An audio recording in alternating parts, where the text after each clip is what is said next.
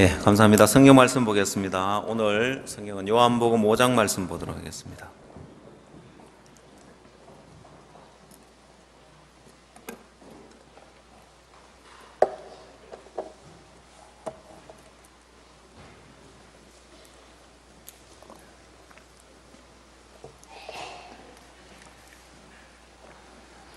요한복음 5장 1절 말씀을 듣도록 하겠습니다.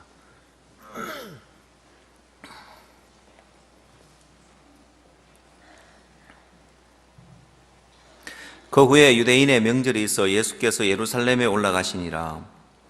예루살렘에 있는 양문 곁에 히브리 말로 베데스다라는 못이 있는데 거기 행각 5이 있고 그 안에 많은 병자, 소경, 절뚝발이, 혈기 마른 자들이 누워 물의 동함을 기다리니 이는 천사가 가끔 못에 내려와 물을 동하게 하는데 동한 후에 먼저 들어가는 자는 어떤 병에 걸렸든지 낫게 되미르라. 거기 38년 된 병자가 있더라. 예수께서 그 누운 것을 보시고 병이 벌써 오랜 줄 아시고 이르시되 네가 낫고자 하느냐? 병자가 대답하되 주여 물이 동할 때 나를 못에 넣어줄 사람이 없어 내가 가는 동안에 다른 사람이 먼저 내려가나이다. 예수께서 가라사대 일어나 네 자리를 들고 걸어가라 하시니 그 사람이 곧 나와서 자리를 들고 걸어가니라. 이날은 안식일이니. 9절 말씀까지 읽도록 하겠습니다. 이스라엘 백성들이 애굽에서 나와서 광야의 여정을 갈 때 하나님이 그들에게 구름기둥과 불기둥을 이렇게 주셨습니다. 낮에는 더운 태양빛으로부터 피할 수 있는 구름기둥이 그들과 이렇게 함께 했고 또 밤에는 불기둥이 그들과 이렇게 함께 했었습니다. 그래서 이스라엘 백성들이 하나님의 그 구름기둥과 불기둥의 인도를 따라갈 때는 낮에 뜨거운 태양으로부터 쉴 수 있는 그늘이 있고 밤에 또 사막의 어떤 그 기후가 일교차가 심어서 추운데 그들이 보호받을 수 있는 게 이제 구름기둥과 불기둥 아래에 있을 때였습니다. 저는 근간에 우리가 이 교회 안에 있기 때문에 이 세상이 어떠하든지 간에 우리 안에는 소망이 있고 우리 안에 기쁨을 하나님이 주신다는 마음이 들어지는 거예요. 여러분, 세상을 보면 오늘날 사람들이 이야기하기를 참 한국을 싫어하는 사람이 많습니다. 한국을 떠나고 싶어 하고 한국을 싫어하는 사람들이 많은데 한국에 일어나는 사건들, 그 다음 또 일어나는 사건, 사고에 대처하는 늦장 대처를 한다든지 대응을 잘 못한다든지 그래서 울분을 토하는 사람들이 참 많은데 우리가 교회 안에 있는 동안 하나님이 우리에게 이 불기둥과 구름기둥을 주셔서 바깥의 조건은 어떠하든지 간에 그 안에 쉴 수 있도록 한 것처럼 우리 안에 하나님이 이 교회 안에는 늘 하나님 우리에게 소망을 주시고 기쁨을 주시는 거예요. 오늘 우리가 두 사람 간증을 이렇게 들었습니다. 한 사람은 청년들 이제 가정 집회하는 소식을 우리에게 들려줬고 또 한 사람은 그라시아스 합창단 소식을 이렇게 들려줬는데 우리 마음에 그렇게 마음에 소망스럽고 감사하고 기쁜 것은 이 교회 안에 있기 때문에 이 세상이 어떻게 흘러가든 이 세상 사람들의 마음이 흘러가는 마음과 다르게 우리 마음엔 큰 소망을 주는 거예요. 여러분, 세상이 이렇게 어수선하고 소망이 없을수록 우리가 더 복음을 전해야 하는데 하나님이 우리 교회 안에 계속해서 가정 집회를 할 수 있는 은혜를 베푸셔서 아마 우리 교회 부서 중에 제일 육신적인 부서가 청년의 부서일지 모르겠습니다만은 제가 재보진 않아서 잘 모르겠습니다만은 근데 청년들이 이렇게 나서서 가정 집회를 하고 사회를 보고 강사가 돼서 집회를 하고 새로운 심령을 초청하고 제가 다른 부서는 확인 안 해봐도 잘하고 있을 거라고 이렇게 믿습니다. 그래서 제가 집회 몇 군데 하느냐고 통계만 이렇게 이제 보고받고 있는데 400군데가 넘었다는 이야기를 들으면서 참 감사했고, 우리가 처음 가정집회를 할 때 몇 군데를 두고 기도했는지 압니까? 200군데 두고 기도했죠, 그죠? 기억나세요? 예. 근데 하나님이 배나 더 이렇게 많이 이렇게 하게 하셨고, 저희 교회는 이제 가정집회 열풍이 이렇게 불어서 이제 가는 곳곳마다 이제 가정집회라고, 어제도 또 장례를 하는데 간증을 들어보면 또 가정집회한 소식 들으니까 구역장 형제님이 가정집회를 하면은 나만 강사하면, 야, 이거 내 이름만 계속 강사로 올라가면 되겠나 싶어서 다른 또 이제 형제자매들 강사로 이렇게 올렸는데, 마음 써서 또 막 인터넷도 뒤지고 또 성경도 찾고 그러면서 이제 집회 준비를 하고 강사 준비를 했다는 간증을 들으면서, 야, 이 교회 안에 그동안 뒤처져 있고 또 멀어져 있던 형제 자매들도 다 강사가 되어서 복음을 전하면서 다시 마음이라는 걸 볼 때 너무너무 소망스럽고, 또 여러분 오래전에 그라시아스 합창단이 세계 최고의 합창단이 될 거라 했을 때 아무도 안 믿었지만은 하나님이 그 일을 오늘 우리에게 이루셔서 우리에게 큰 소망을 주고 기쁨을 주고 또 내년이 더욱더 기대가 되어지고, 정말 우리가 소식을 들은 것처럼 다른 합창단은 2년여에 걸쳐서 몇 년에 걸쳐서 준비를 하는데 우리 합창단은 계속해서 복음 전하러 다니고 복음 집회하는데 월드 캠프 하는데 따라다니고 연습할 시간도 충분치 않아서 4개월 준비해서 대회 나갔는데, 여러분 그 정도 실력이면 세계 최고라고 말할 수 있겠죠? 예. 하나님 우리에게 그 일을 이루셔서 참 감사하고, 요즘 또 이제 저희들은 교회에 공사를 이렇게 하고 있습니다. 이 냉난방 이제 공조기 이렇게 지금 시스템 에어컨 공사를 이렇게 하고 있는데, 참 감사한 게 여러분 그동안 늘 춥게 지냈죠? 겨울에 춥게 지내고 여름에 이렇게 덥게 이렇게 지냈는데, 냉난방 이 공조 시스템이 이렇게 잘못됐는데 삼성에서는 아무 이상 없다고 계속해서 우겼거든요, 보면은. 근데 하여튼 삼성과 싸워서 하나님 우리에게 승리케 이렇게 하셨는데, 그래서 삼성에서 무상으로 이제 우리에게 부족한 그 공조기 시스템들을 다 이제 우리에게 줬습니다. 그게 돈으로 환산하면은 약 9천만 원어치 정도 되는 공조 시스템 우리가 받았는데, 그래서 이제 어제는 이제 어제 그저께 이제 이 필요한 위치에 이제 공조기 갖다 놓는 일들, 아마 내일 또 모레 이제 연휴기 때문에 또 우리 형제님들 시간 낼 수 있는 분들 내셔가지고 이제 도우시면은 많이 이제 준비가 될 것 같습니다.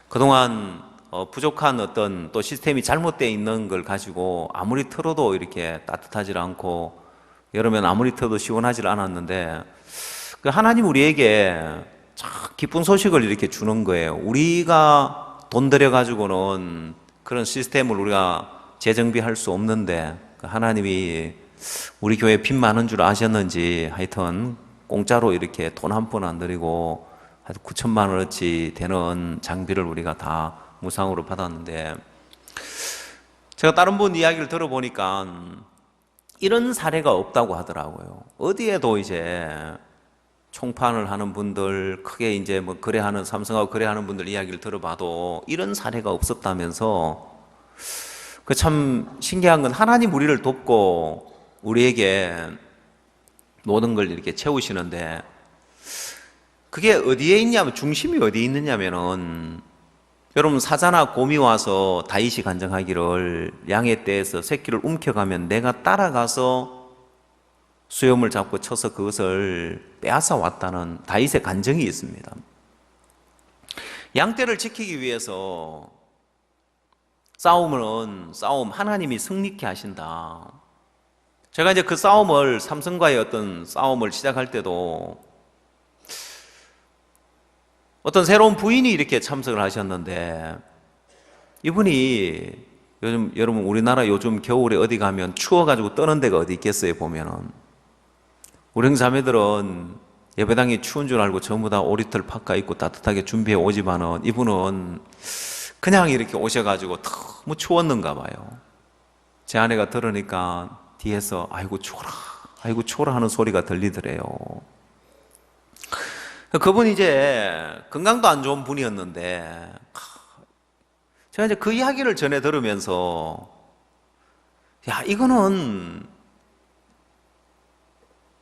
이렇게 얼마나 많은 사람들이 왔다가 추워가지고 다시는 안 가고 싶다는 마음이 들겠나. 그러면 이건 영혼을 잃는 거고 양떼를 잃는 거잖아요. 그래서 제가 그래서 싸워야 되겠다는 마음이 들었어요. 늘 삼성 AS 나와서 이상 없다고 했는데 AS 불러봐야 소용이 없고 이 본사에다가 글을 하나 올려야 되겠다. 그래서 뭐 윤리 경영 무슨 감시위원회인가 뭐 그런 데가 있더라고요. 혹시 뭐 비리나 뭐 어떤 뭐 이제 뭐가 있으면 그걸 이제 신고하라고 이제 거기다가 이제 제가 글을 올렸죠. 이건 틀림없이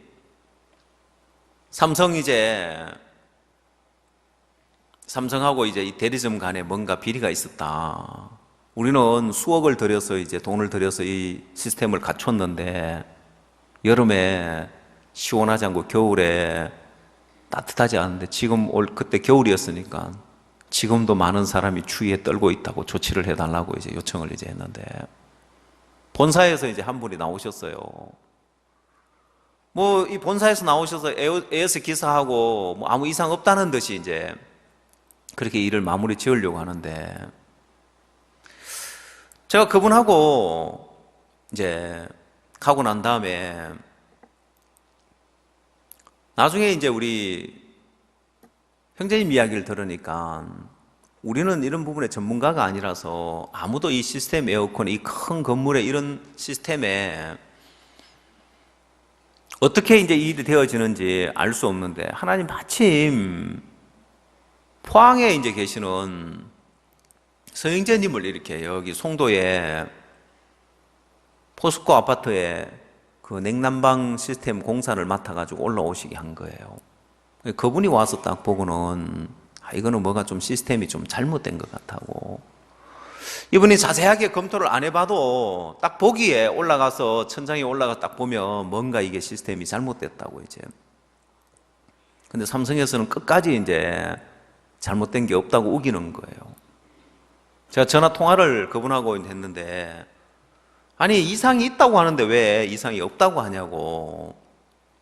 그분이 큰 소리를 빵빵 치더라고. 제가 너무너무 화가 나는 거예요. 아니 삼성에서 뭐 TV만 하나 고장나도 뭐 세탁기만 하나 고장나도 AS 기사가 와서 고쳐주고 그 다음에 확인하죠. 고객님 만족하십니까? 하면서 이제 만족도를 측정하죠. 그죠? 아니 그 몇십만 원짜리 그 기계 하나 사도 상품 하나 사도 그거 확인하는데 무슨 삼성에서 몇 억을 들여서 삼성 제품을 썼는데 이렇게 하나. 제가 너무너무 화가 나서 전화상으로 그분하고 본사 담당자하고 싸웠습니다. 그러고 나니까 제가 그 목사가 또 뭐 그 계속 그래서 싸울 수 없으니까 우리 교회에 이런 거 잘 싸울 사람 누가 있나 하고 찾아봤어요. 찾아보니까 그 이형제라고 있어요. 누구라고는 이야기 안 하겠지만 왜 그 형제가 떠오르냐. 한 번은 제 아내가 예배 드리고 나서 와서 여보 오늘 누가 막 예배당에서 소리를 쳤는데 자매 남편이 핍박하러 온 줄 알았다 하더라고요. 알고 보니까 자기 조카한테 이제 조카 자매한테 조카가 말 안 한다고 뭐라 한다고 했는데 그게 떠오르는 거예요. 아 그래 큰 소리 잘 치고 잘 싸우는 사람 교회에서 큰 소리 치지 말고 삼성한테 좀 큰 소리 치라고 그 형제를 제가 이제 그 일을 좀 맡기고 싶었습니다. 그럼 막상 또 그 일을 또 시켜놓으니까 큰 소리 치고 싸우는 게 아니라 이 형제님이 법적으로 잘 싸우더라고. 옛날에 고시 공부하다가 이제 그래서 그런지 어떻게 하나님 참 합당한 사람을 붙였어요. 삼성의 제일 약점이 그거라 하다 민원에 대해서 법으로 하면 하나도 겁 안 낸대요. 오히려 법으로 하면 조용하게 일이 진행되기 때문에 좋아라고 한대요. 하여튼 하나님이 이리저리 돕는 사람을 다 붙여서 이제 그 싸움을 승리케 이렇게 하시는 거예요. 그래서 제가 삼성에서 우리에게 무상으로 9천만 원어치 되는 그 시스템을 다시 이렇게 물건을 이미 다 받았습니다. 이제 설치만 하면 되는데 지금 이제 일부 기계를 갖다 설치해 놓고 내일 모레 이제 공사할 거예요. 너무너무 소망스러운 거예요. 안 그래도 이번 우리가 집회가 6월 달에 이렇게 잡혀 있어서 날씨가 더울 텐데 아마 그 시스템이 갖춰지면은 더운 것도 문제 안 되고 추운 것도 문제 안 될 거라고 생각 드는데, 제가 이제 왜 이런 이야기를 하냐면은 제가 옛날에 천안에 이제 예배당을 짓고 나서 이제 한 해 여름을 에어컨 없이 보내야 했습니다. 그래서 막 창문 열고 그 다음에 선풍기를 갖다 놓고 이제 공사를 하고 나니까 물질이 모자라서 에어컨을 갖다 놓을 그런 물질이 없어서 에어컨을 설치를 못했어요. 그래서 주일 예배를 드리려고 하면은 온도를 보는 거예요. 오늘 몇 도까지 올라가겠나? 오늘 막 32도다, 35도다. 온도 올라가면은 오늘 예배 더워서 어쩌지 하고 고민하는 거예요. 그렇게 이제 한 해 이제 여름을 보냈습니다. 그 다음에는 이제 에어컨을 이제 설치를 했어요. 한 형제님이 이제 헌금을 하셔가지고 자기가 에어컨을 한번 설치하고 싶다고 헌금을 하셔서 에어컨을 이제 설치를 탁 해놨습니다. 근데 여름 되기 전에 이제 미리 이제 에어컨을 설치를 해놨는데 제가 이제 그 다음에는 어떤 마음이 드냐면은 빨리 안 더워지나 하는 마음이 드는 거예요. 왜? 이게 빨리 더워져야 이게 에어컨을 틀어볼 텐데 여러분 덥지도 않는데 막 에어컨 틀어가 춥게 만들 이유는 없잖아요. 그래서 이제 날씨를 보면은 빨리 더워졌으면 좋겠다. 에어컨이 없을 때는 어떻게 했다고요? 오늘 날씨 더우면 어떡하지? 오늘 예배를 드릴 형제자매들 더울 텐데 막 그때는 에어컨이 없을 때는 더운 걸 염려하다가 에어컨이 딱 설치되고 나니까 빨리 더위가 안 오나 더위가 막 기다려지는 거예요. 그래서 이제 여름이 이제 가까워 오면서 굳이 안 틀어도 되는데 약간 덥다 싶은데 이제 에어컨을 이제 트는 거예요. 시원하겠어요? 안 시원하겠어요? 시원하죠. 시원하다 못해 춥지요. 보면은 굳이 안 틀어도 되는 날씨인데 이제 이걸 틀고 싶어서 이제 틀어보는 거예요. 여러분 에어컨이 딱 설치되고 나니까 더위가 기다려지는 거예요. 더위가 기다려지는 거예요. 왜? 더위가 와도 아무 문제가 안 되니까요. 여러분이 그리스도 안에 있다는 게 얼마나 큰 복인 줄 압니까? 여러분이 그리스도 안에 있을 때 세상은 더위가 오면 추위가 오면 다 당할 수밖에 없지만은 여러분 이 교회 안에 있는 동안 주님 안에 있는 동안 우리에게 어떤 문제가 오고 어떤 어려움이 와도 하나님 우리에게 그 모든 것을 넘을 수 있는 힘을 우리에게 주신 거예요. 여러분 그리스도인들이 이제 그런 마음의 세계를 모르면은 내게 어려움이 오면 염려하고 두려움이 오면 두려워하고 슬픔이 오면 슬퍼하고. 제가 이번에 우리 시스템 에어컨 이 이야기를 자세히 들으면서 이게 겨울에는 안 따뜻하고 여름에는 안 시원해가지고 추우면은 막 빨리 이제 안 데펴지니까 열풍기 막 갖다 놓고 막 이렇게 이제 사용을. 왜 열풍기, 선풍기 있죠, 그죠? 선풍기처럼 생긴 거, 뭐 라지에타 뭐 이런 거 하는데. 근데 서영재님이 뭐라고 이야기하시냐면은 이런 시스템 에어컨 갖춰놓고 그거 사용하는 사람은 바보입니다 하더라고요. 왜요? 하니까 그런 전열기구는 직접 열을 발생시켜야 되기 때문에 전기를 많이 먹는데요. 근데 이 시스템 에어컨은 바깥에 있는 열을 빼앗아 와가지고 난방을 하고 또 이 안에 걸 빼앗아 가서 냉방을 하고 이러기 때문에 훨씬 전기가 적게 먹습니다 하고 이야기를 하더라고요. 그래 좋은 걸 갖춰놓고 이걸 우리가 이제 시스템이 제대로 이게 설비가 안 된 거예요. 부족한 것도 있지만은 삼성에서 이제 믿고 맡기는 대리점에게 보통 이제 이 일을 설치를 했기 때문에 큰 소리를 친 거예요. 이게 잘못될 리가 없다고 큰 소리를 쳤는데 막상 면밀하게 조사를 해보니까 이거는 정말 아무것도 모르는 사람이 설치한 것처럼 엉터리가 되어 있는 거예요. 예를 들면은 위에서 뜨거운 바람이 내려오고 그걸 또 빨아들여서 돌려주는 시스템이 있는데 그걸 옆에 붙여놓으니까 여기서 내려가고 여기서 빨아 올려버리고 옆에도 이제 여러분 까만 이제 그늘처럼 되어 있는 저기서 이 바람을 빨아들이고 내보내주고 이런 것들이 이제 되는데 이걸 뒤섞어 놓은 거예요. 이쪽에는 내보내고 옆에서는 빨아들이고 이래 돼 놓으니까 다 엉망으로 엉터리로 돼 있는 거예요. 그래서 삼성에서 큰 소리를 쳤다가 누가 이야기할 초기 대응을 잘못해가지고 그렇게 지금 보상을 해주는 거라 하더라고요. 자기를 믿으면 안 되는데 우리는 늘 자기를 믿지 말라고 하는데 삼성 본사에서는 자기를 믿은 거예요. 삼성에서 이걸 대리점을 선정해서 설치를 해줬는데 이게 잘못될 리가 없다고 큰 소리를 쳤는데 막상 면밀하게 조사를 해보니까 하나도 제대로 된 게 없을 정도로 다 엉터리가 된 거예요. 그리고 어떻게 해요? 큰 소리 쳤다가 이제 그 큰 소리 친 값을 낸 거예요. 보통 하면은 한 2천만 원어치 정도 이렇게 장비를 대주면은 그 정도 해주면 잘해주는 거라고 하는데 우리에게 이렇게 해주는 것은 이례적인데 아마 초기 대응을 잘못한 것 같아 그러면서 이야기를 하던데 잘은 모르겠지만은 자 여러분 하나님이 우리에게 우리 삶에 어떤 형편이 오든지 어떤 조건이 닥치든지 간에 여러분 더울 때 에어컨으로 시원하게 만들 수 있고 추울 때 따뜻하게 난방할 수 있는 시스템이 돼 있으면은 뭐가 문제가 되겠어요? 근데 지금까지 왜 우리가 고생하고 지냈냐면은 그 시스템이 제대로 갖춰지지 않아 제대로 안 돌아간 거예요. 아마 이번에 전문가가 이제 이걸 다시 이제 재정비를 하고 나면은 아마 우리가 여름에 시원하게 지내고 겨울에 따뜻하게 지낼 수 있을 거라고 믿는데 여러분 마음의 믿음의 세계도 그렇습니다. 하나님은 그리스도인들에게 어떤 어려움이 와도 어떤 문제가 와도 그 모든 것을 넘을 수 있도록 해놨는데 문제는 여러분 마음에 뭔가 시스템이 잘못되어 있어서 그런 거예요. 자, 내게 어려움이 왔기 때문에 지금 내가 어려워한다. 내 형편이 어렵기 때문에 지금 어려워한다. 아니에요. 하나님은 내가 지금 처해 있는 형편이 어떠하든지 간에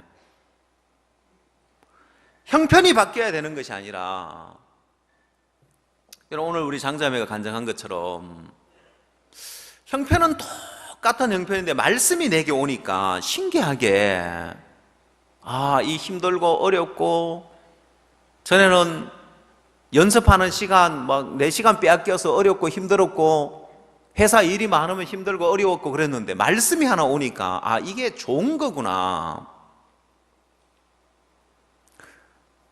어린아이를 임의로 하게 버려두면 부모를 욕되게 한다고. 여러분 우리 육체는 어린아이와 같단 말입니다. 늘 이 육체는 칭얼대는 어린아이처럼 여러분 아이들 데리고 있으면 좀 있으면 뭐 먹을 거 달라 또 졸리면 그냥 자면 되는데 애들은 어때요? 졸린다고 또 칭얼대고 밖에 나가자고 아이스크림 사달라고 하루 종일 어린아이는 칭얼대잖아요 보면. 우리 육신이 그런 거예요. 그리고 이 육신을 임의로 하게 버려두면 이게 우리를 욕되게 만드는데 어린아이와 같아서 육신을 쳐서 복종시켜주고 육신을 꺾어주고 할 때 전에 없었던 그 기쁨과 만족이 그에게 오는 거예요. 형편은 그대로지만은 자 하나님 우리에게 우리가 처해 있는 형편이 어떠하든지 간에 우리 마음에 정확하게 믿음이 오면 모든 건 복으로 바뀌게 돼 있습니다.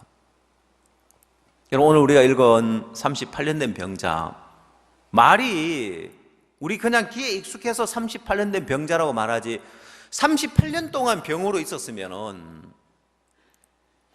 여러분 이 삶은 이 38년 된 병자의 삶은 다 망한 삶이고 어느 누구보다도 불행한 삶이고 불쌍한 그런 사람인데 어느 날 그 마음에 믿음이 하나 그 마음에 오니까 모든 게 복으로 바뀌어지고 영광스러운 삶으로 바뀌어지는 거예요. 자, 그러면 여러분 마음에 그러면 내게도 믿음이 오면은 내 삶에 내가 고통하는 문제, 염려하는 문제, 내가 힘들어하는 거, 어려워하는 거, 이 모든 게 복으로 바뀌겠구나. 예, 여러분 삶의 모든 문제가 복으로 바뀝니다. 뭐가 오면요? 예, 여러분 마음에 믿음이 하나 정확하게 마음에 오면은 모든 것이 복으로 바뀌는데, 그럼 어떻게 하면은 그 믿음이 내게 오느냐, 그 길을 알아야 되는 거예요. 여러분, 많은 사람들이 이제 믿음 이야기를 많이 들어서 믿음을 가지면 복되고 믿음을 가지면 그 어떤 것도 문제가 안 된다는 알지만은 이 믿음이 어떻게 자기 마음에 정확하게 이게 오는지 이 길을 모르는 거예요. 그 다음 두 번째, 첫 번째는 그 길을 모르고, 두 번째는 그 믿음이 왔을 때 이 믿음을 내 마음 안에 어떻게 간직하고 있는지를 그걸 간수할 줄 모르는 거예요. 여러분이 이 두 가지를 알면은, 첫 번째 어떻게 여러분 마음에 믿음이 오는지, 두 번째 내게 온 믿음을 내가 어떻게 간직하고 살 수 있는지, 내 마음에 이걸 어떻게 간수해 나가는지 이걸 알아야 되는 거예요. 여러분, 아이들에게 만약에 어린아이에게 큰 돈을 주면 그 아이가 그 돈을 제대로 쓸까요? 제대로 간수할까요? 못할까요? 간수 못하겠죠. 한 번은 영국에 이제 윤병욱 형제님이라고 이 생명공학 박사인데, 이분이 대학교 다닐 때 이제 큰 재산을 물려받으면서 그 당시에 자기가 뭐 50만 원, 100만 원 하루에 용돈 쓰는 게 이제 아무 문제 안 될 정도로 그렇게 돈이 많았답니다. 그래서 자기 별명이 보정맨이었다 하더라고요. 누가 어려워서 뭐 하는데 보정 써달라면 다 보정 다 써주는 거예요. 그러다가 나중에는 빚더미에 이제 앉은 거예요. 빚더미에 앉아서 월급까지 다 차압당할 정도로 그렇게 이제 비참하게 돼버린 거예요. 자살하려고도 이제 막 생각을 했다가 구원을 받고 주님 안에서 이제 복되게 이렇게 살고 계시는데, 여러분, 어린 나이에 큰 돈을, 큰 유산을 물려받으니까 그걸 간수를 못 해가지고 다 날려버릴 뿐 아니라 빚더미에 앉더라는 거예요. 저도 그걸 간수를 못하면 다 날려버리는 것처럼 많은 사람들이 이제 믿음이 그 마음에 왔는데, 믿음이 오고 났는데 그걸 어떻게 그 믿음을 간수해 나가는지, 어떻게 믿음을 간직해 나가는지 그걸 모르는 거예요. 그 분명히 말씀을 듣고 어떻게 믿음을 갖는지 배워서 믿음을 갖는데 나중에 가 믿음이 없는 거예요. 왜? 이걸 어떻게 간직하는지 모르니까 다 이 믿음을 갖다가 잃어버리고 없는 거예요. 그래서 여러분, 이 두 가지를 여러분 마음에 정확하게 안다면, 어떻게 믿음이 여러분 마음 안에 정확하게 오는지를 알고, 그 다음 내게 온 믿음을 어떻게 지켜나가는지 정확하게 알면은 여러분 삶에 어떤 문제가 있든지 어떤 어려움이 있든지 이 믿음으로 다 극복하고 믿음으로 다 해결하고 남음이 있어요. 자, 그래서 첫 번째, 이 믿음이 어떻게 오느냐.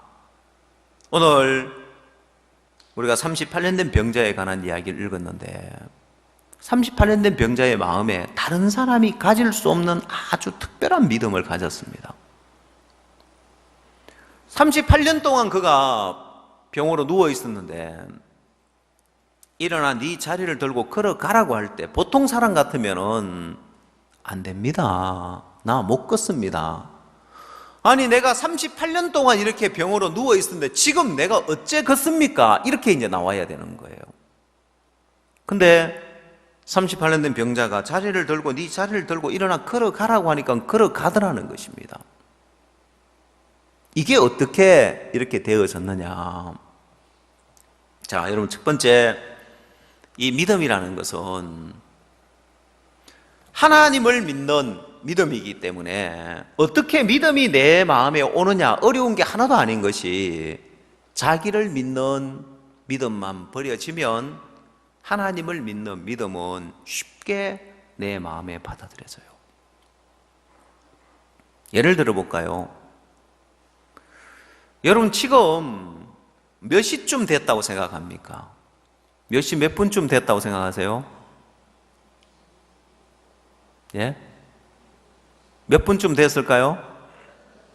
그리고 시계를 한번 보십시오. 지금 몇 분 됐습니까? 모르겠습니다. 아직도 시간이 이거밖에 안 갔나 하는 사람이 있을 거고 벌써 이렇게 됐나는 사람이 있을 건데 아이 지겨워라 아직 시간이 이렇게 언제 끝나는 거야 이렇게 이제 기다리고 있는 사람은 아직 이거밖에 안 된다 싶을 거고 말씀 듣느라고 그냥 이렇게 빠져 있었던 사람은 벌써 이렇게 됐나 하고 생각할 텐데 어쨌든 여러분이 시계를 딱 봤을 때 내가 가지고 있었던 생각하고 시간이 다를 때 여러분 어떤 마음 갖는다고요? 아니 벌써 이렇게 됐나? 아니면 아직도 이렇게밖에 안 됐나? 이 말은 무슨 말이에요? 내 판단을 버리고 이 시계가 가르쳐주는 판단을 내가 믿는다는 거죠. 왜요? 내가 가지고 있는 시간에 대한 감각은 이게 정확지 않다는 걸 압니다. 자, 그래서 사람들은 시계를 차고 다니고 그래서 사람들은 스마트폰에서 시간을 확인을 합니다. 왜? 내가 가지고 있는 이 시간 감각은 절대 정확한 게 아니라는 걸 여러분이 인정하고 있습니다. 그래서 내 생각이 어떻든지 간에 지금 내 감각이 어떻든지 간에 시계가 가르쳐주는 그 시간을 우리는 받아들이는 거예요. 그걸 믿는 거예요. 그러면 아니 지금 벌써 12시가 됐단 말이야. 말도 안 돼. 이렇게 할 사람은 아무도 없는 거예요. 왜? 자기 감각을 안 믿고 우리는 내가 가지고 있는 시간적인 감각은 이건 늘 틀릴 수 있기 때문에 시간을 봐야 된다. 시계를 봐야 된다. 시계가 정확하다는 것을 우리는 인정하고 살고 있는 거예요. 여러분 그거 인정하고 있죠? 예, 이거 하나만 정확하게 되면은 신앙은 참 쉽습니다. 내가 가지고 있는 감각이나 내가 가지고 있는 판단이나 내가 가지고 있는 경험은 이건 늘 정확지 않은 거야. 말씀의 판단만 이게 정확하고 옳은 거야. 이게 진리야.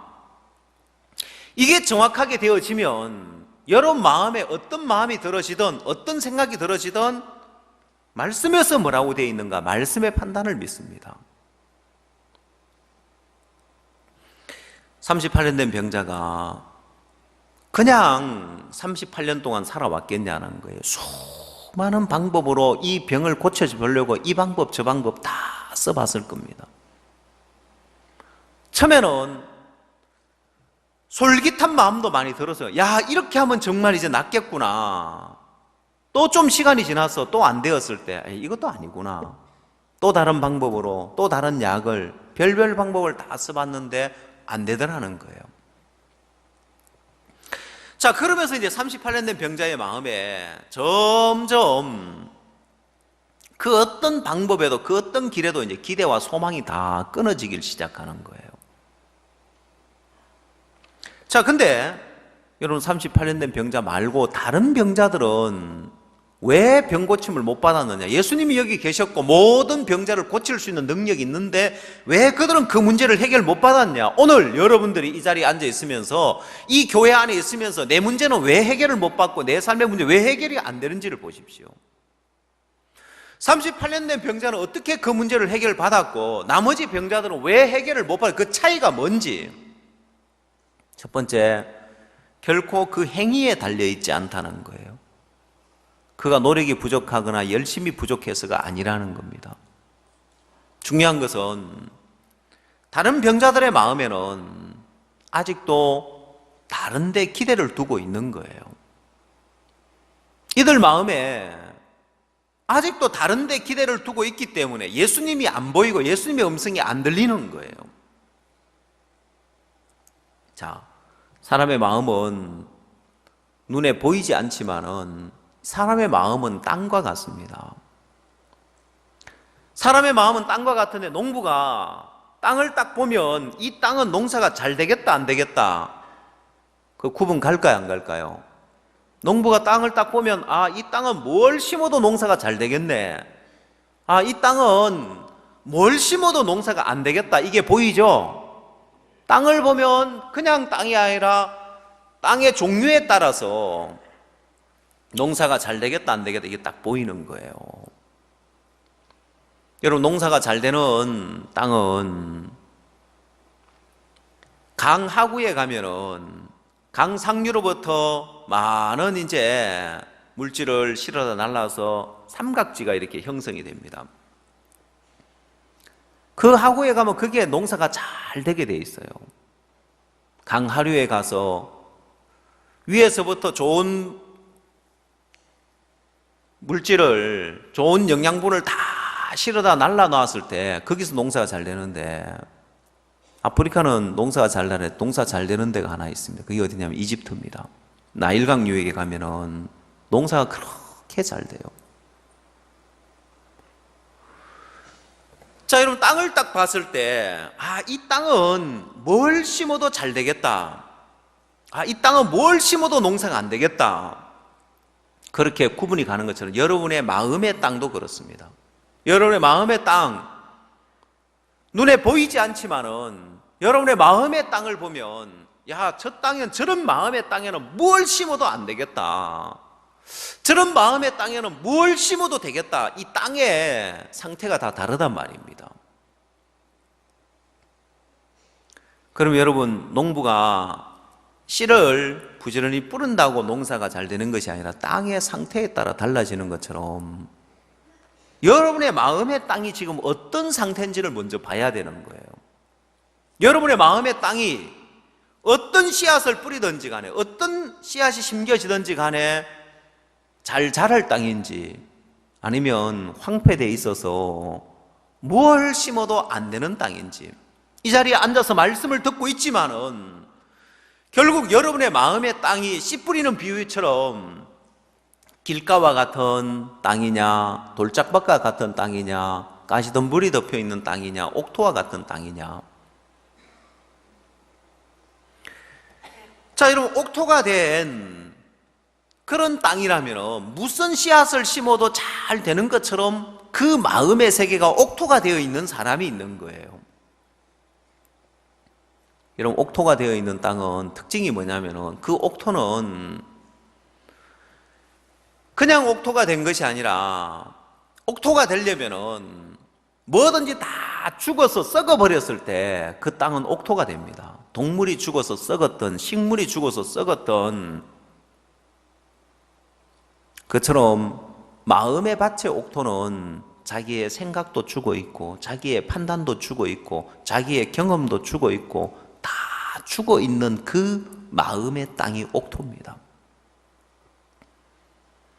아직도 내 판단이 살아있고, 아직도 내 경험이 살아있고, 내 생각이 살아있는 그 마음의 땅은 옥토가 될 수 없단 말입니다.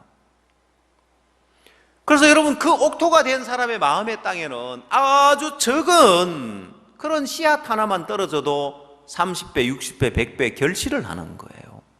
사람들을 딱 보면, 저분은, 사람은 참 똑똑하고 사람은 참 잘났는지 몰라도 저 마음의 땅은 아직 옥토가 안 됐다. 이 사람은 가진 것 없고 뭐 잘난 것 없어도 이 마음의 땅이 참 옥토가 되어 있네. 이 사람 마음에는 하나님 말씀이 임하면 이 말씀이 30배, 60배, 100배 결실하는 믿음의 역사를 경험하겠구나. 마음의 땅에 달려있는 거예요. 자, 성경 옥토가 되어 있는 사람 마음의 땅을 한번 봅시다. 누가복음 7장을 한번 찾아보십시오.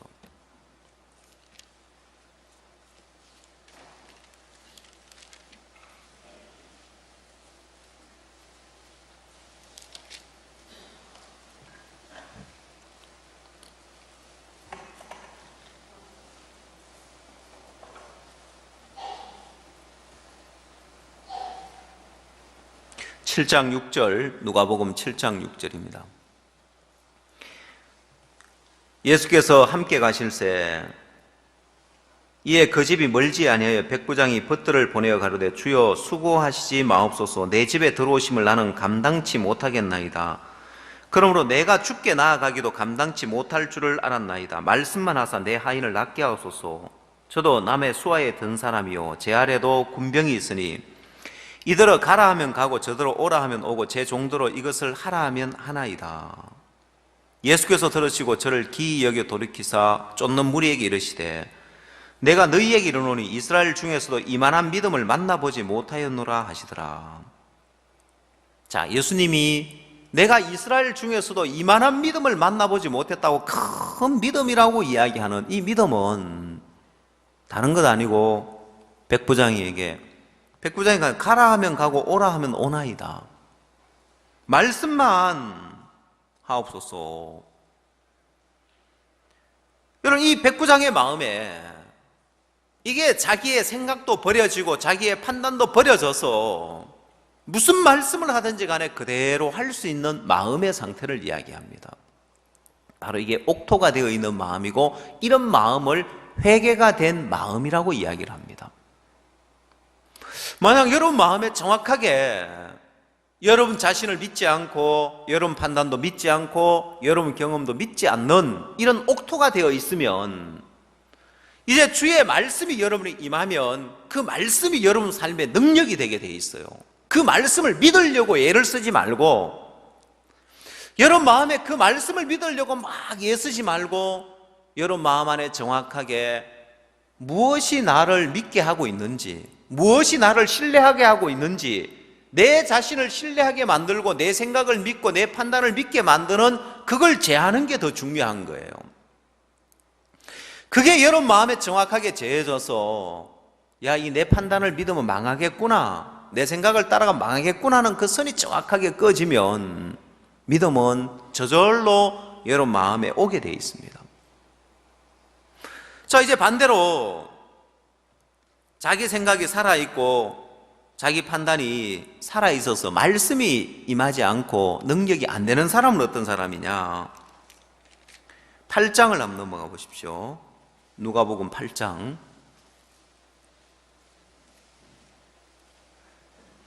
8장 52절입니다.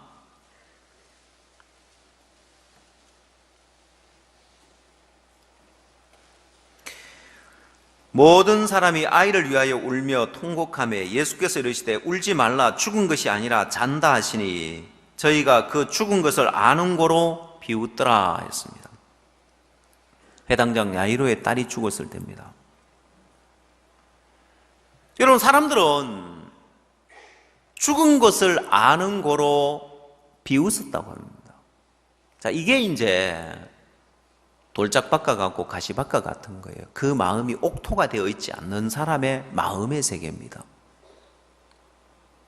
자기 아는 것을 더 믿고 자기 본 것을 더 믿고 자기 생각을 더 믿고 자기 판단을 더 믿는 사람, 자, 이 사람에게는 주님이 아무리 말씀을 해도 이 사람 마음에는 능력이 안 되어지는 거예요.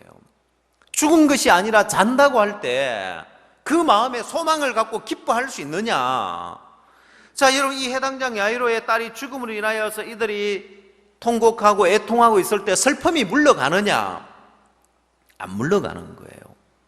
왜? 이들은 자기의 판단을 더 믿고 있기 때문에 말씀이 그들 마음 안에 능력이 안 되어지는 거예요. 자, 이게 이제 회개가 안 된 사람이란 말입니다. 믿음은 회개만 정확하게 되어지며 믿음은 저절로 마음에 오게 되어 있습니다.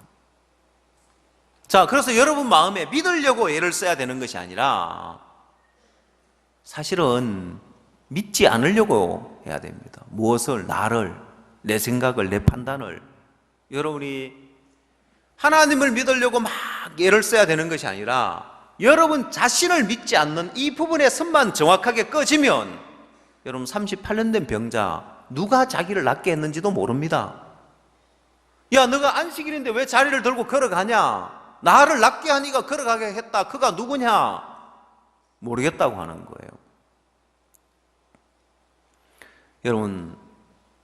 여러분이 믿음을 가지려고 애를 써야 되는 것이 아니라 여러분이 여러분 자신에 대해서만 정확하게 여러분 마음에서 자신을 믿는 마음만 딱 버려지면 그게 믿음을 끌어오게 되어 있습니다.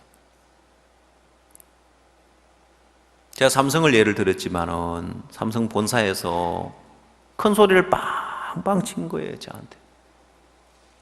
제가 그분한테 이야기했어요. 이거 다 녹음하겠습니다. 하라고. 얼마나 큰 소리를 치는지 제가 무슨 서비스에서 이렇게 고객한테 큰 소리를 치냐. 우리가 세탁기 하나 사고 지금 억지 부리는 것도 아닌데 몇 억을 들여서 공사를 했는데 이렇게 큰 소리를 치냐.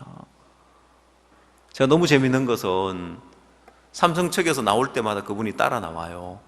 따라 나와서 이제 말 입도 뻥긋 안 하고 가만히 있다 가요. 왜? 자기가 막 삼성에서 이걸 설치해 이렇게 뭐 우리가 주장하는 대로 우리가 억지 부리는 줄 알았는가 봐요. 엉터리로 해줄 리가 없다고 큰 소리 쳤다가 나중에 본사 이제 전문 그 엔지니어들이 와서 다 검토해 보니까 말도 못하게 이거는 다 엉터리로 돼 있으니까 이분은 저 와서 아무 말도 안 다 나중에는 안 오더라고요. 보니까 자기를 믿은 거죠. 그 제가 속으로 참 자기를 믿은 대가를 갖다가 지금 톡톡히 치르고 있는 거예요. 큰 소리 쳤다가 이제 우리는 가르치는 게 자기를 믿지 말라고 가르치는데 삼성에서는 그건 잘 못 가르치는 것 같더라고요. 저희들이 지금 이제 마인드 교육 그 교재를 지금 만들고 있거든요. 교재 편찬위원회에서 이제 구성해가지고 하여튼 목사님하고 2번 미팅을 갖고 또 그다음 우리끼리 또 이제 목사님 안 계시니까 미팅을 갖고 책을 이제 준비하고 있는데 책이 나오면은 너무너무 재밌는 책이 이 세상에 없는 책이 나올 겁니다. 세상엔 전부 다 마인드 교육이나 이런 교육의 특징이 뭐냐면 자신감을 가져라는 거예요. 대부분 그런 강연에 가보면 뭐 I can do it, you can do it, we can do it 해가지고 전부 다 우리 할 수 있다 이런 걸 가르쳐요. 제가 중국에 가봐도 중국 마인드 교육에 가보니까 그런 거 하고 있더라고요. 세상에서 하는 사람들 보니까 저보고 이제 한 3시간 해달라고 해가지고 자기들 하고 있는데 광저우의 그 CEO들 위한 마인드 강연을 갔더니 음악 막 붕짝붕짝 틀어가지고 막 사람들 마음에 할 수 있다는 그 마음을 막 북돋워주고 있더라고요. 세상의 교훈은 그런데 우리 마인드 교육 교재에는 뭐라고 하냐면 자신감을 버려라고 되어 있습니다. 너무 재밌어요. 역설적이죠. 그러면 자신감을 버리면은 뭐 어쩌란 말이냐. 그 재밌는 말이 있어요.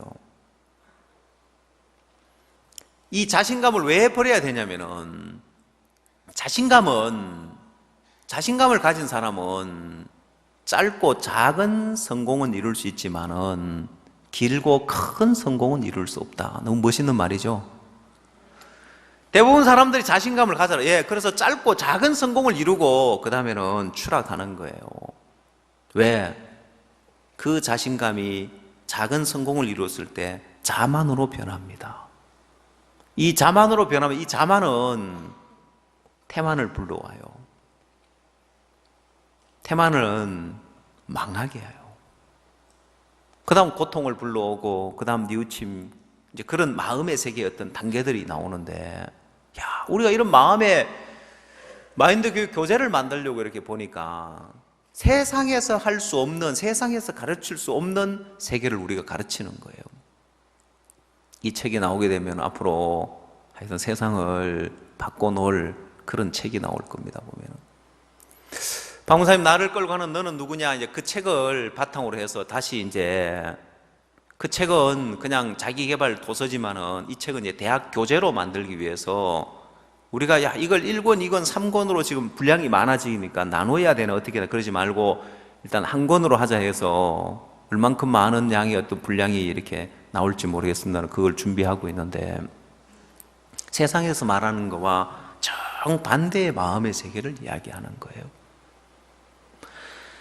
여러분 마음 안에 여러분 자신을 믿는 마음이 정확하게 내려놔진다면 믿음은 저절로 오게 되어 있습니다. 그래서 믿으려고 애를 쓰지 말고 무엇이 나를 신뢰하게 만드는가를 찾아보라는 것입니다. 그러면 여러분 마음에 틀림없이 여러분 자신을 신뢰하게 만드는 것들이 있을 것입니다.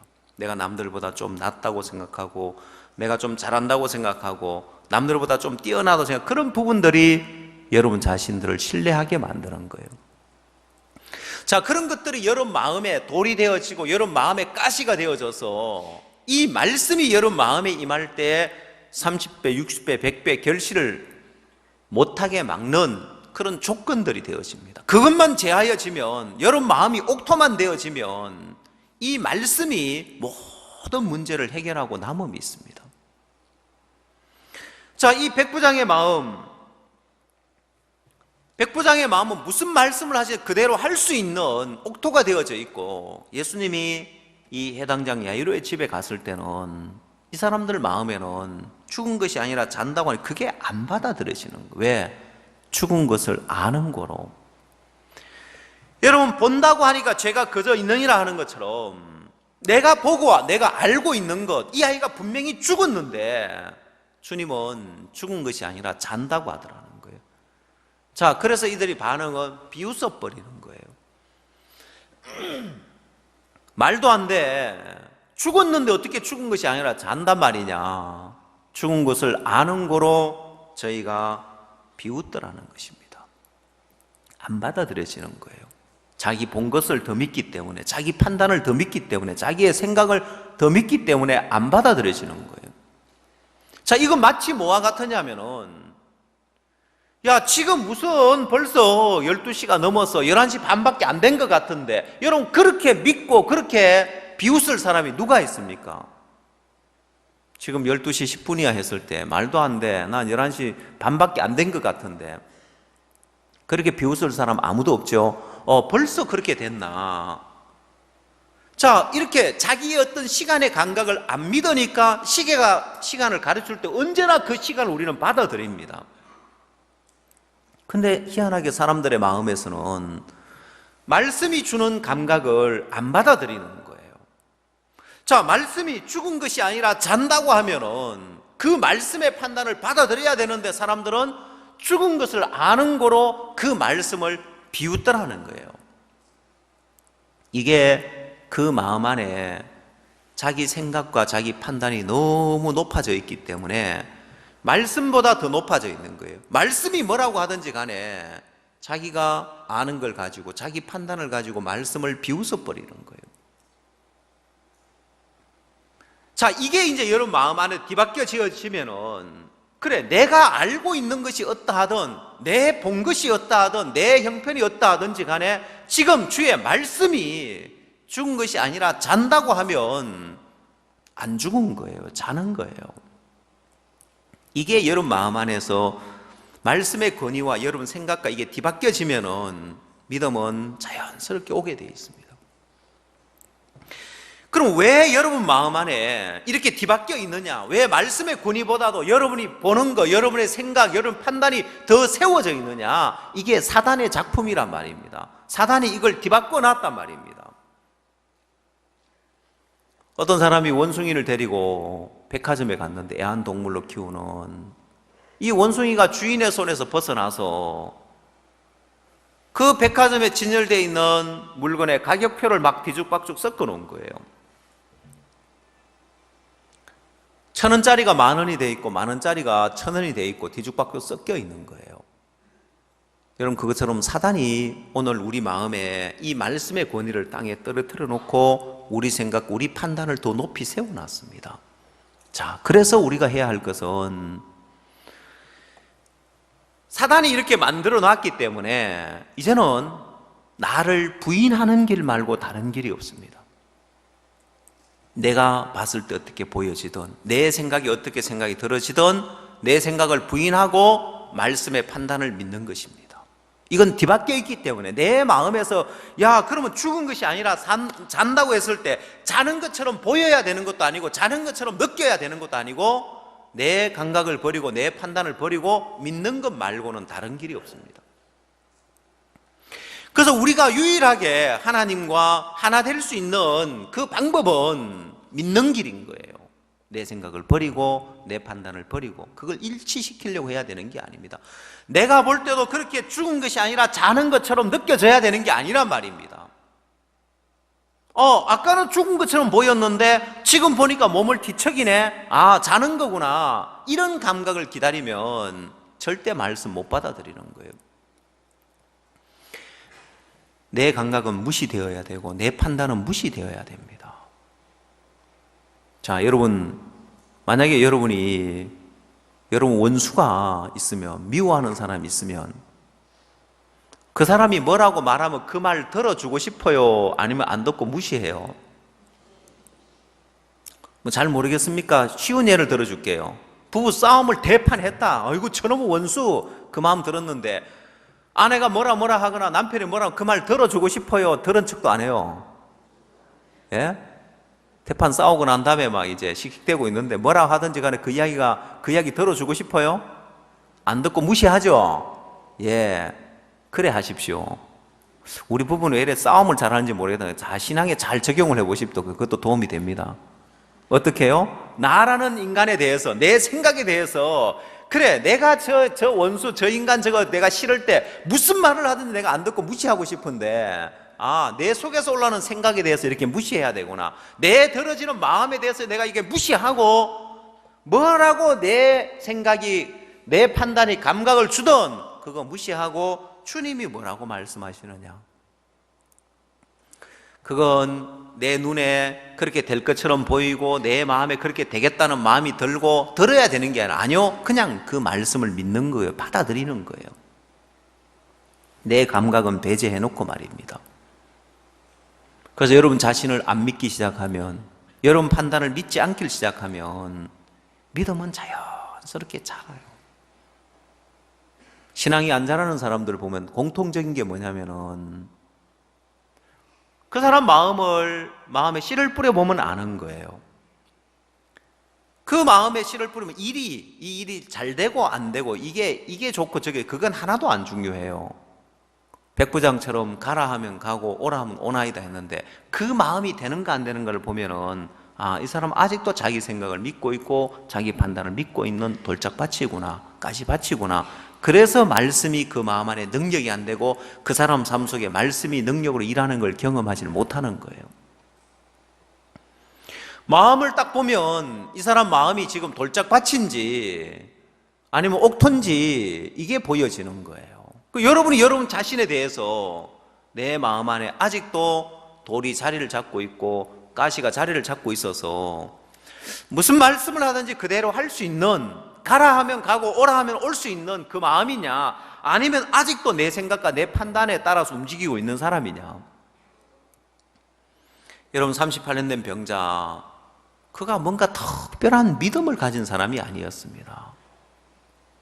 그는 자기에 대한 신뢰가 다 끝이 난 사람이었기 때문에 자기의 생각을 믿는 마음이 끝이 났고 자기의 판단을 믿는 마음이 끝이 났기 때문에, 자, 그런 사람은 옥토가 되어 있어서 어떤 시가 떨어지든지 30배, 60배, 100배 결실하는 것처럼 네 자리를 들고 일어나 걸어가라고 하니까 그대로 하더라는 거예요. 그래서 믿음은 자기를 신뢰하는 마음이 버려진 사람 마음에는 믿음이 저절로 오게 되어 있습니다. 아시겠어요? 내가 믿어야지, 믿으려고 애를 써야 되는 것이 아니라 나를 신뢰하는 마음이 제거되어지면 믿음은 저절로 마음에 오게 되어 있다는 것입니다. 그 다음 두 번째, 그러면 내 마음에 온 그 믿음을 어떻게 지켜나가느냐. 사람들의 마음에 순간순간은 믿음을 가졌다가 지나고 나면은 그 믿음이 다 어디 가버리고 없는 거예요. 여러분 성경에 이 믿음의 세계에 또 공통적인 걸 하나 볼 수 있는 건 뭐냐면은, 자, 믿음을 가졌을 때 어떤 경우에는 그 믿음대로 바로 이렇게 역사가 일어나고 형편이 바뀌고 문제가 해결되어지는 그런 경우도 있지만은, 어떤 경우는 믿음을 가졌는데도 아무런 변화가 없어요. 달라지는 게 아무것도 없어요. 여러분, 이 두 종류의 신앙의 길이 있으면 여러분은 어떤 길을 바랍니까? 내가 기도하고 탁 믿음 가지면 하나님이 바로 문제 해결해 주는 게 좋을까요? 야, 내가 믿음을 갖고 기도하고 믿음을 가졌는데도 문제는 해결 안 되고 형편은 그대로 있고 어려움은 그대로 있고 해결 안 되고 나중에 그 문제가 해결되고. 여러분은 어떤 걸 좋아해요? 예? 전자입니까? 후자입니까? 우리는 그냥 믿음 가지면은 바로 문제가 해결되어지고, 믿음 가지면은 모든 게 그냥 바로바로 해결되는 이걸 원하죠. 특히 한국 사람은 빨리빨리, 뭐든지 빨리빨리 돼야 되죠. 수족관 장사를 하는 어떤 형제가 있었는데, 형제가 교회를 이제 잘 못 오는 거예요. 아니, 형제 왜 교회를 잘 안 오냐고 하니까, 수족관 이게 주문이 들어오면 밤에 가서 이제 설치를 해준다. 아니, 그럼 뭐 오전에 들어오면 가서 오후에 해주면 되는데, 끝날 때쯤 돼가지고 5, 6시쯤 돼가지고 주문이 들어오면 밤에 저녁에 가서 그걸 설치를 해줘야 돼요. 그럼 그 다음날 해주겠다고 하면 안 되냐고 하니까 한국 사람들이 안 사고 간대요. 뭔 말인지 아십니까? 수족관을 주문해가지고 바로 자기 집에 지금 갖다 놔야지 그 다음날 해준다 그러면 딴 집 간대요. 그 정도로 성질 급한 거예요. 그 다음날 밤에 물고기가 바로 놀고 있어야 되는데 그건 설명을 한대요. 이 물고기 바로 넣으면 죽는다고. 약품을 넣어가지고 이걸 갖다가 이렇게 해야 이게 물고기 산다고 하면은, 수족관 사가지고 바로 집에 갖다 놓고 물고기가 놀고 있어야 속이 시원하지. 그걸 못 기다린대요. 한국 사람들 그 정도로 성미 급한 거예요. 정 원하는 사람 있대요. 그래도 그런 사람은요, 설명을 해줘보면 안 돼요. 이 사람은 지금 죽는다 캐도 있잖아요. 말 안 듣고 그렇게 원하는 사람 있으면은 싼 그 물고기 몇 마리 넣어 놓는데요. 죽을 손 치더라도. 한국 사람이 그 정도로 급한데, 신앙에도 그게 꼭 적용돼 가지고. 한국 사람 약점이 뭐냐면, 믿음 가지면 바로 그 다음에 역사가 일어나고 문제가 해결되어지고, 이런 믿음만 좋아하는 거예요. 근데 여러분, 하나님 앞에 갔을 때 진짜 영광스러운 믿음은 뭐냐? 자, 내가 믿음을 가졌는데 달라지는 건 하나도 없고 해결되는 건 하나도 없고 어렵기만 한데도 그 믿음을 지키고 있는 거예요. 그 믿음 안 버리고 지금 내 앞에 있는 형편이 어떠하든지 간에, 근데 우리는 믿어도 소용없네 하고 금방 그 마음 믿음에 떠나버리는데, 하나님 앞에 섰을 때 정말 영광스러운 믿음은 달라지는 형편도 없고 나아지는 것도 없고 변화도 없고 아무것도 없어 보이지만은 그 믿음을 굳게 지키고 있는 사람인 거예요. 그게 하나님 앞에 갔을 때 더욱 영광스러운 믿음인 거예요. 지금 당장 문제가 해결되어서 기뻐할 수 있을지 모르지만은 그건 얕은 믿음이고, 여러분 그렇게 문제가 해결되어서 어려움이 없어져서 기뻐하는 것은 누구나 할 수 있는 거예요. 그러나 아무나 할 수 없는 것은 문제가 해결 안 됐는데도, 어려움이 그대로 있는데도 내가 하나님의 약속을 믿고 그 약속을 인하여서 약속에 기대를 두고 약속에 소망을 두고 갈 수 있는, 그게 진짜 믿음의 사람들의 모습이라고 할 수 있는 거예요. 그러면 여러분이 이제 구원받은 지 하루 이틀 됐으면 당장 믿으면 문제가 해결되고 당장 믿으면 어려움이 제거되는 그런 믿음을 원하는 게 당연하겠지만은, 이제 여러분이 구원받고 연수가 더할수록 이제 이런 하나님의 세계를 여러분 마음에 맛봐야 하는 거예요. 여러분, 우리 합창단이 이번에 대상을 받은 것이 정말 값진 것은, 형편적으로 봤을 때 불가능해 보이고 전문적으로 음악을 배운 사람도 많지 않고 안 될 것처럼 보이지만은, 종의 약속을 믿고 그 길을 계속해서 걸어왔잖아요. 보면은 그 삶이 아름다운 거예요. 대상을 탄 것보다 더 아름다운 것은, 형편은 불가능해 보이지만은 그 믿음 하나 가지고 그 많은 세월 동안 걸어온 그 길이 아름다운 거예요. 그 과정 속에 우리가 생각지도 못했습니다만은 그 말씀을 이루기 위해서 하나님이 또 러시아에 좋은 음악 선생님들을 붙여주고, 단계별로 지금 와서 지나보면은 하나님이 단계별로 하나하나 이렇게 하나님이 세계 최고의 합창단이 되게 하기 위해서 하나님이 그런 유명한 음악가들을 붙여주고 선생님들을 붙여줬다는 그 과정들이 쭉 있는데, 그 많은 세월 동안 믿고 그 길을 걸어왔기 때문에 더욱 아름다운 거예요. 여러분 삶 속에서도 내가 하나님의 약속을 믿고 하나님 말씀을 믿고 이게 안 될 것처럼 보이고 불가능할 것처럼 보이고 내 판단 버리고 내 생각 버리고 그 말씀을 믿고 한 걸음 한 걸음 오면서 하나님이 일하신 그 하나님의 일하심, 그게 여러분 신앙에 남아 있어야 할 귀한 것들이란 말입니다. 이루어진 결과보다도 더 값진 것이 그 과정 속에서 어떤 그 과정의 길을 걸어왔느냐. 이번에 또 저희들 가정 성경 공부를 하면서 형제자매들 마음에 전도의 열매보다도 이 전도하는 삶이 이게 훨씬 더 귀한 거구나. 그래서 새로운 사람이 오든 안 오든 집회를 하고 복음을 전하다 보니까 어느덧 우리가 400군데 넘는 가정 집회를 하면서 실제 여러분 마음에 이제 그걸 느끼게 되죠. 우리가 그 전도하는 삶을 살면서 온 교회가 마음의 기쁨이 충만해지고 감사해지고 그 마음이 복음으로 인해 기뻐하는 모습을 참 감사한데, 오늘 여러분 마음에 이 믿음을 지켜나가는 이 삶도 마찬가지입니다. 내가 믿음으로 어떤 열매를 얻거나 믿음으로 어떤 일이 이루어지거나 어떤 문제 해결되고 더 기뻐해야 할 것은 지금 보여지는 건 없고 나타나지는 건 없지만은, 되어지는 건 없지만은 내 마음의 형편을 따라가지 아니하고 내 생각을 따라가지 아니하고 내 판단을 따라가지 아니하고 말씀의 판단을 따라가는 그 삶이 귀하고 값진 거예요. 그래서 사도행전 27장에 선장과 선주의 말을 더 믿어버린 그 백부장 말고 똑같은 백부장인데, 한 백부장은 가라 하면 가고 오라 하면 오나이다, 말씀만 하옵소서. 근데 사도행전에 나오는 백부장은 선장과 선주의 말을 바울의 말보다 더 믿었다는 거예요.